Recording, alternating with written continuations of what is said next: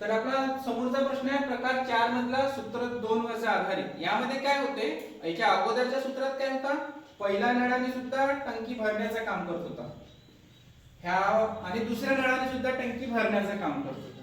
ह्या प्रश्नात काय आहे, पहिल्या नळाने टाकी 20 तासात भरते पण दुसऱ्या नळाने 12 तासात रिकामी होते. क्लिअर झालं का?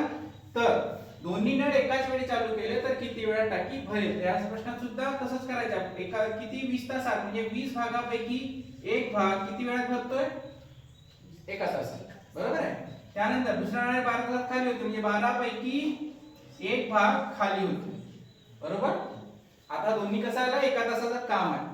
पण ज्यावेळेस टंकी रिकामी होते, कोणत्याही टंकी जेव्हा रिकामी होते तेव्हा ते मायनसचं चिन्ह आपल्यासोबत कॅरी करते. तर हा जो आहे याला मायनसचा चिन्ह राहील. समजलं का? होते दोघांच्या कार्याची बेरीजच, पण हा मायनस चिन्ह असल्यामुळे याची काय होईल समोर वजाबाकी. तर 1/20 मायनस 1/12. समजलं का इथपर्यंत? आता समजतो. आता याचा तिरपा गुणाकार करूया. 12 1 12, 20 मायनस 20, 20 गुणिले 12. ठीक आहे.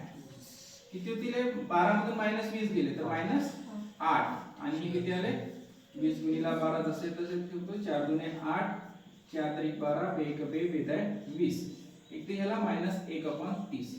कधीही नळाच्या प्रश्नामध्ये मायनस चिन्ह जर येत असेल तर घाबरायचं नाही. मायनस चिन्ह काय डिनोट करते, टंकी खाली होत आहे. आलं का लक्षात? टंकी खाली होत आहे हे डिनोट करते. बरोबर समजून घ्या. जेव्हा भी मायनस चिन्ह आला त्यावेळेस टंकी खाली होत आहे असं डिनोट करेल. ओके. तर अशा पद्धतीचे प्रश्न ऑलरेडी एकदम सिंपल असतात, त्याला जास्त डिटेल मध्ये जाण्याची गरज नाही. ओके. प्रश्न खाली करते त्यावेळेस अशा पद्धतीचा आपल्याला सिंपलचा पॅटर्न वापरायचा. ओके.